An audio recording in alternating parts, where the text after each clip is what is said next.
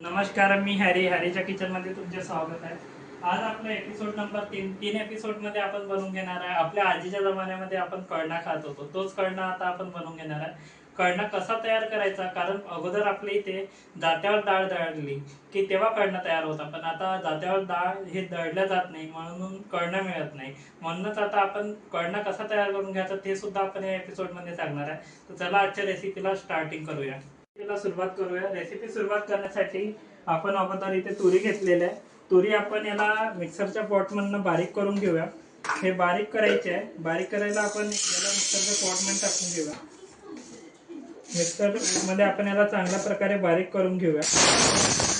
बारीक झालेला आहे। आता आपण याला एका मिक्सरच्या पॉट मधून याला चाळणीने गाळून घेऊया। चाळणीने गाळण्यासाठी आपण एक याला चाळणीमध्ये टाकून घेऊया।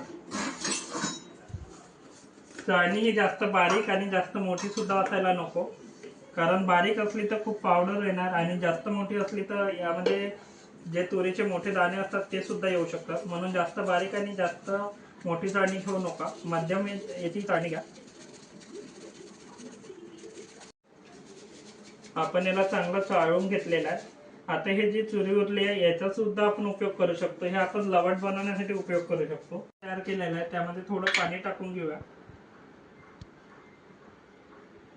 आता याला आपण थोडं चमच्याने फिरवून सुद्धा घेऊया, म्हणजे याचे गोळे बनणार नाही, नाही त्याचे लम्स पकडतात। आता आपण याला पाण्यामध्ये टाकून ठेवलेला आहे। हे आता काही वेळात घट्टसर येईल। याला बाजूला ठेवून देऊया। आता गॅस चालू करून देऊया। गॅस आपण चालू केलेली आहे। आता यामध्ये आपण अर्धा वाटी तेल टाकून घेऊया। तेल टाकलेलं आहे। तेलामध्ये आपण थोडे जिरे टाकून घेऊया। जिरे आपण इथे टाकले की जिऱ्यानंतर आपण एक मोठा कांदा असा बारीक चिरून घेतलेला होता तो सुद्धा यामध्ये टाकूया।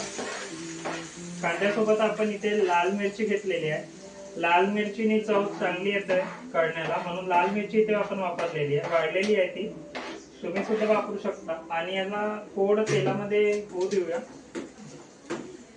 हे लवकर झालं पाहिजे म्हणून यामध्ये आपण तेलात कांद्यासोबत हळद आणि मीठ सुद्धा टाकून घेऊया। हळद आणि मीठ लवकर टाकले की कांदा आपला लवकर शिजतो। आता याला आपण 5 मिनिटं कांदा थोडा लाल होईपर्यंत होऊ दे।